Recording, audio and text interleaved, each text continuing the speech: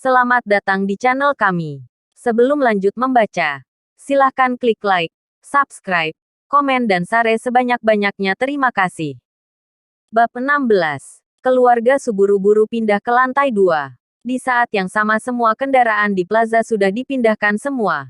Padahal tempat parkir Hotel Times sangat luas dan bisa memarkir hampir 1000 mobil.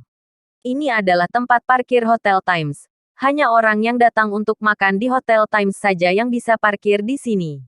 Oleh karena itu, tempat parkir ini tidak pernah kekurangan tempat parkir meskipun ada ratusan mobil. Itu sama sekali tidak masalah. Namun, mobil di tempat parkir telah dipindahkan. Beberapa mobil mewah seperti Ferrari dan Lamborghini juga dipindahkan tanpa ampun. Meskipun mereka yang mengendarai mobil mewah turun untuk menghentikannya, tidak ada yang mempedulikannya. Orang-orang dari keluarga Su dapat melihat dengan jelas bahwa ada beberapa anak muda dari keluarga kaya yang membuat keributan di bawah tetapi mereka dipukuli oleh penjaga keamanan hotel dan dibuang. Seolah-olah mereka sedang membuang sampah saja. Katakan padaku, siapa pembesar yang akan datang ke sini itu? Kesia tampak sirik. Aku kenal dengan beberapa anak muda dari keluarga kaya itu dan keluarga mereka memiliki aset beberapa ratus juta. Penjaga keamanan itu bahkan berani memukuli mereka. Pembesar itu pasti seseorang yang begitu agung. Apa hebatnya anak muda dari keluarga kaya? Kau lihat mobil itu? Itu adalah mobil bos yang berada di bagian utara kota ini. Sebuah Rolls-Royce dengan harga 8 juta dolar. Itu juga dipindahkan oleh sebuah trailer. Bos itu berdiri di sampingnya bahkan tak berani mengeluarkan satu suara pun. Apalagi ini? Kau lihat ke sini. Lamborghini seharga 17 juta dolar.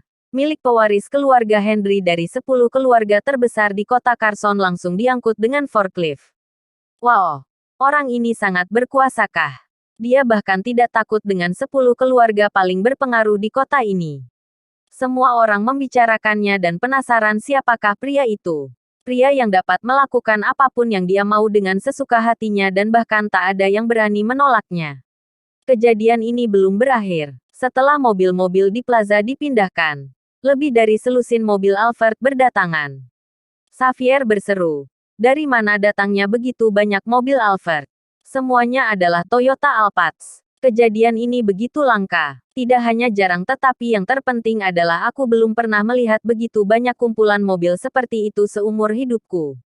Ini umumnya mobil untuk bintang terkenal. Lebih nyaman untuk mereka duduki dan dapat dengan mudah berganti pakaian dan berdandan. Wow, kau benar. Lihat. Ada Raja Langit Brian Min. Di mana? Di mana? Di mana? Dan di sini ada Sierra Flo dari 4 aktris hebat itu. Ya Tuhan. Benarkah? Dia juga datangkah? Apalagi? Ini. Tuan Ho. Tuan rumah pertama di kota ini. Begitu banyak aktris dan aktor. Perusahaan film dan televisi mana yang mengadakan pertemuan tahunan di sini? Jangan asal bicara. Perusahaan film dan televisi tidak memiliki kemampuan untuk memindahkan mobil dari 10 keluarga besar. Lalu apa yang terjadi sebenarnya? Kerumunan itu terus berseru. Kejadian ini terlalu mengejutkan. Tak lama kemudian pintu masuk ke tempat parkir di bawah tiba-tiba terbuka. Mata semua orang membelalak. Xavier adalah orang pertama yang berseru, "Lihat. Itu mobil lelaki tua keluarga Park. Salah satu dari 10 keluarga ternama di kota Carson. Rolls-Royce tua itu. Ya Tuhan. Lihat mobil di belakang. Itu mobil lelaki tua keluarga 6 di 10 keluarga besar. Dan di sana, ada mobil ketua perusahaan terbesar di kota Carson." Semua orang berseru. Satu demi satu mobil mewah melaju ke tempat parkir. Identitas pemilik setiap mobil tidaklah sederhana. Mereka merupakan keluarga paling berkuasa dan terkenal di kota Carson. Sebuah status sosial yang hanya bisa mereka hormati. Yang benar-benar mengejutkan adalah mobil-mobil ini melaju ke tempat parkir.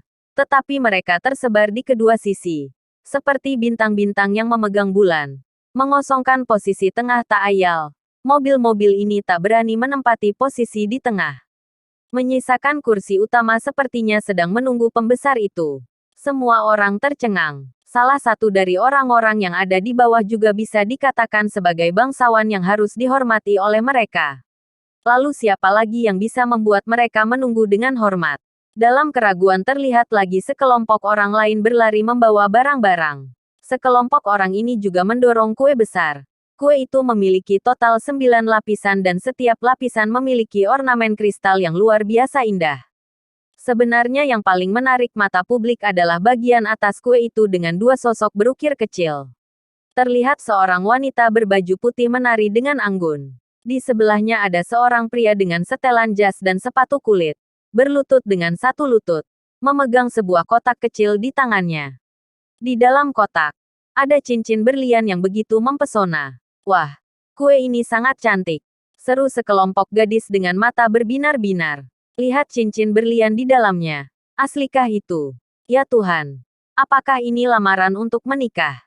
Ini terlalu romantis. Jika seseorang melamarku seperti ini di masa depan, aku pasti akan menyetujuinya tanpa ragu-ragu.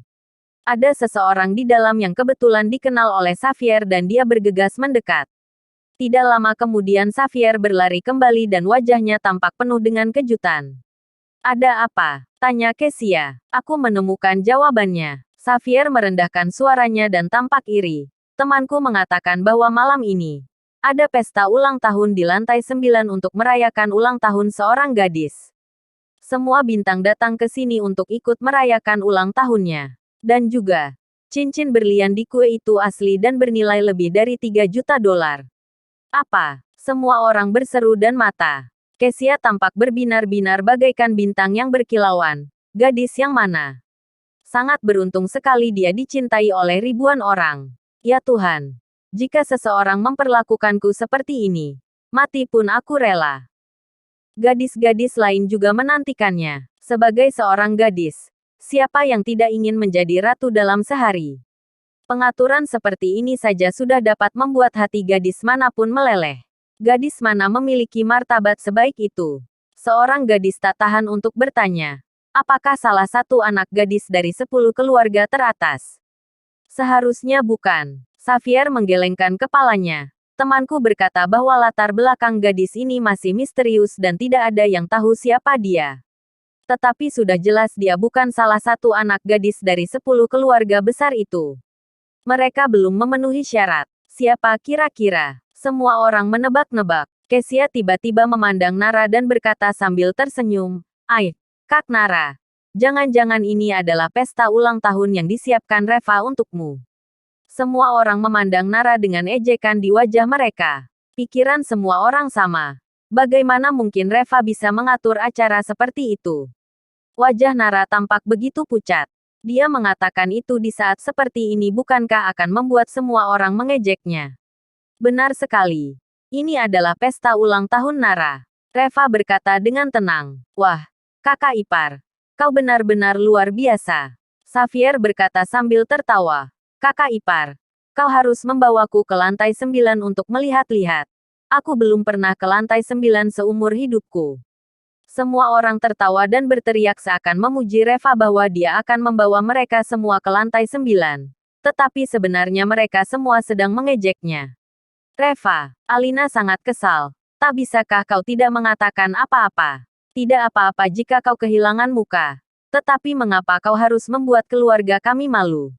Apa yang aku katakan itu benar. Reva berkata dengan tak berdaya. Aku benar-benar menyiapkan pesta ulang tahun untuk Nara di lantai 9.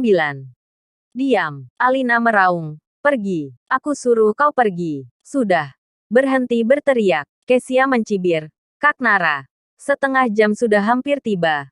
Apakah kau akan menemani manajer Kim atau membayar kembali uangnya atau masuk penjara? Nara menggertakkan giginya dan tidak berbicara. Xavier tersenyum dan berkata. Kak Nara. Haruskah aku memberimu saran? Lebih baik kau pergi menemani manajer Kim saja. Pertama, semuanya bisa diselesaikan dan kedua kau juga merasa enak. Iya kan? Lagi pula, ini hari ulang tahunmu jadi anggap saja manajer Kim sebagai hadiah ulang tahunmu. Hahaha. Orang-orang di sekitarnya tiba-tiba tertawa dan mata Nara dipenuhi dengan rasa jijik. Terutama gadis-gadis itu mereka semua memiliki satu pikiran. Berharap Nara akan dihancurkan oleh manajer Kim sehingga hati mereka dapat merasa tenang. Pada saat ini, Tommy dan manajer Kim juga mendekatinya. Nona Su, bagaimana keputusanmu? Manajer Kim memandang Nara dengan licik. Aku tidak mau pergi. Nara menggertakkan giginya. Presiden Su. Sepertinya keluarga Su benar-benar tidak ada niat untuk bekerja sama dengan kami. Bersambung.